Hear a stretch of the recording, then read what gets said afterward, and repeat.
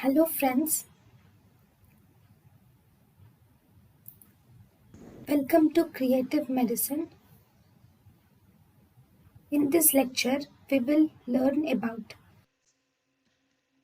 Now, the central retinal artery occlusion treatment. Actually, this central retinal artery occlusion is an emergency, ocular emergency. First, you will have to lower the intraocular pressure.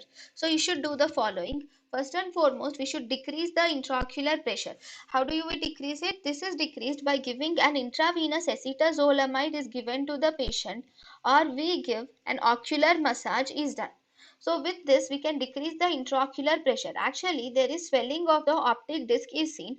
There is swelling of the whole retina is seen, right? Intracellular edema is seen. So this can be decreased by giving this intraocular pressure. Sometimes even the atherosclerosed emboli can also get displaced by giving this. And inhalation of carbogen is very important, which is a mixture of 5% carbon dioxide and 95% oxygen is given to the patient.